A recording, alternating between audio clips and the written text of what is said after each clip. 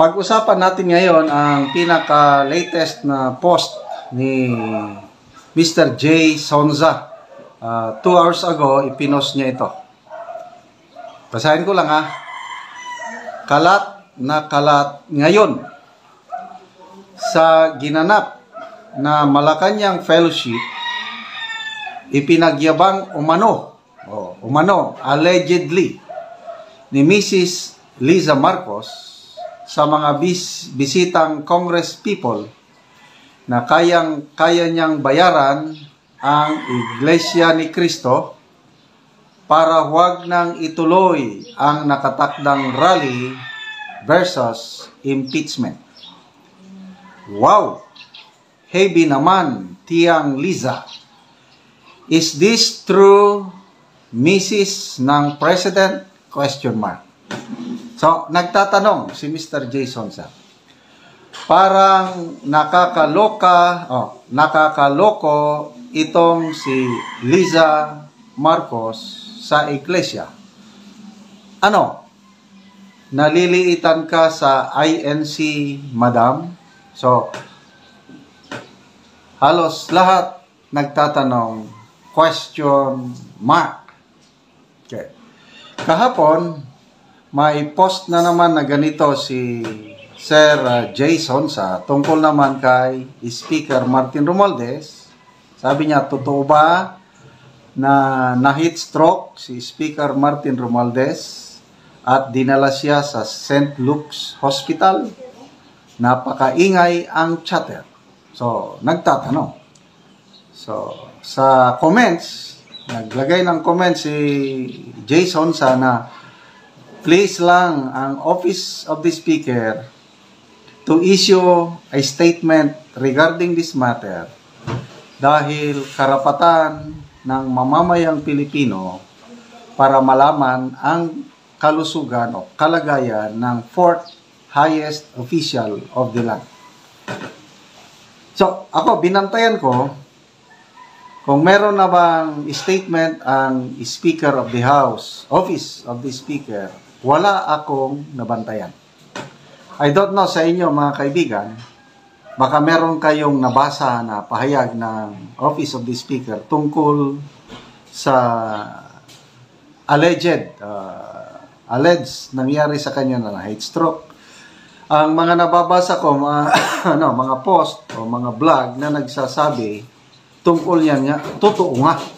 Kailang puros mga haka-haka. So, wala pa rin kasiguruhan kung ano talaga ang nangyari kay Speaker Martin Romualdez. Kailangan natin ng official statement mula sa Office of the Speaker. Okay, so ito, nabigla ko. Itong post ni Mr. Jason na ito, kalat na kalat ngayon. Maraming sources si Mr. Jason dahil napakatagal na niya sa larangan ng journalism o broadcast media. May maraming mga kilala. Maalala ko, siya yung unang siwalat, yung Code Blue, yung may nangyaring awayan sa Malacanang at merong inerlit, sinakay sa helicopter na pasyente, dalawa, doon sa St. Luke's. Pagdating sa St. Luke's, Code Blue, delikado na. Si Mr. Jason ang source niyan. So ito, marami siyang sources at nakikurious ako kung ano ba, totoo ba ito? So, dahil nagtatanong si Mr. Jason sana mag-issue ang TCO tungkol nito. I-deny lang kung hindi totoo. It's not true. O at least mayroong sagot. Okay, so bakit kailangang bayaran ang Iglesia ni Cristo? Di ba ang kanilang pahayag, kasi itong gagawin ng Iglesia ni Cristo, yung rally nila, it's either way. On one angle, parang lumalabas na ang mga iglesia ni Cristo ayaw ng impeachment at parang sinusuportahan nila si BP Sara. Yan, isang anggulo yan. Kung ang isang grupo, isang tao, itong angle ang titignan niya na mag-rally ang iglesia dahil ayaw nila sa impeachment at sinusuportahan nila si BP Sara, ay talagang patitigil mo ang rally ng iglesia. Kasi lalo lang sisikat si BP Sara kung matuloy ang rally. So, yan, isang anggulo yan. Kaya lang, isang anggulo din na malinaw, sabi ng iglesia, sinusuportahan nila ang pahayag o opinyon ng Pangulong Marcos Jr. na wag nang ituloy ang impeachment dahil hindi nakakatulong sa mamamayang Pilipino. So kung dito ka nga anggulo titingin, magpasalamat ka pa na mag-rally ang Iglesia ni Cristo kasi ang rally nila pro-BBM, pro-kapayapaan, pro-people, pro-country. Kasi para hindi tayo magkawatak-watak. Di ba ganun yun? Kaya ako, natutuwa ko sa rally ng Iglesia ni Cristo kasi kung papakinggan ng mga kongresista ang panawagan ng Iglesia na huwag ituloy, ang makikinabang, ang taong bayan, ang makikinabang, ang ating bansa, kasi hindi na tayo magkawatak-watak. Kaysa yung itutuloy mo yan, at kung ano man ang resulta, lalo lang iinit ang sitwasyon sa politika. So, kayo mga kababayan, saan kayo nakatingin na anggulo itong rally ng iglesia? Is it pro-BBM, pro-government, para hindi tayo magkawatak-watak? Or is it pro-BP Sara? Okay? So, ganyan yan. So, ang tanong dyan is, kung ang tingin ng palasyo pro-BBM itong rally ng iglesia, hindi na kailangang magbayad.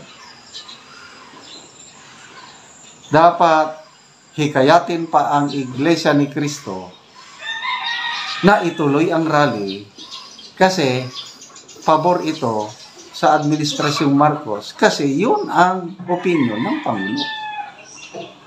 Kailan kung ang tingin nila itong rally ng iglesia, kung ang tingin ng Malacanang, palasyo, kung ang tingin nila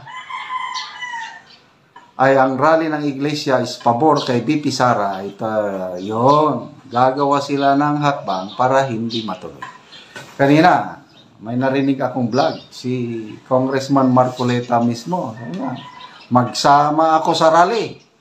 Parang nananawagan niya nga, samahan niyo ako sa rally naming mga iglesia.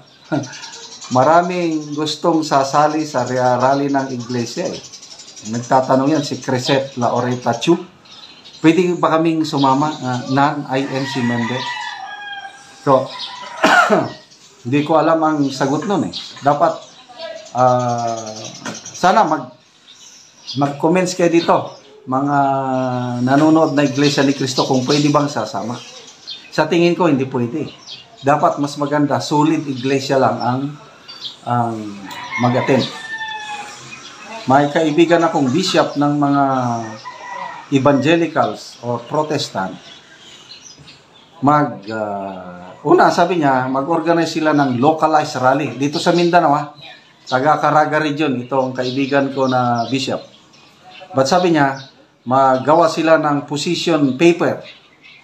But once na tapos na yung position paper or manifesto, pipirmahan ng mga bishop, pastors, leaders, padalhan daw nila ko para maipahayag din nila ang kanilang pagtutol. Ayaw nila nitong impeachment na laban kay VP Sara. So pareha sila sa Iglesia ni Cristo, although hindi kasing laki ng rally ng Iglesia.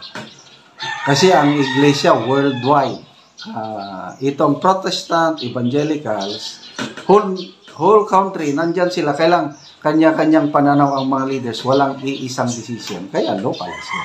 So, again, ito, tanong lang ni Mr. Jason sa, totoo ba na ganon ang pahayag ng unang ginang? Sana sasagutin ito ng palasyo para matuldukan ng issue. So, basahin ko ulit Iyan posted 2 hours ago. Kalat na kalat ngayon. Sa ginanap na Malacanang Fellowship, ipinagyayabang umano ni Mrs. Lisa Marcos sa mga bisitang Congress people na kayang-kaya niyang bayaran ang Iglesia ni Cristo para wag nang ituloy ang nakatakdang rally versus impeachment. Wow! Heavy naman, Tiang Lisa. Is this true, Mrs. ng President?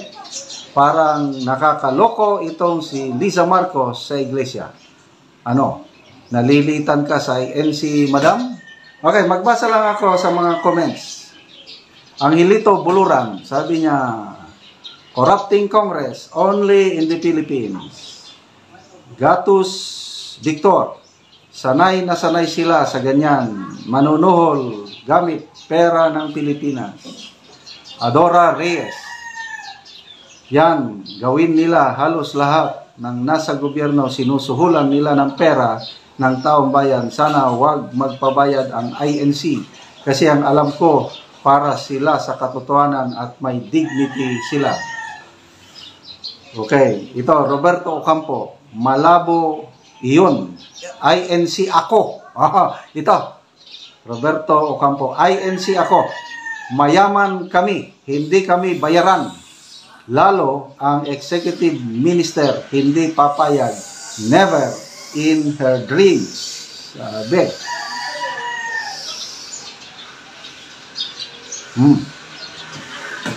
So, anong masasabi nyo tungkol dito, mga kaibigan? Comment naman kayo.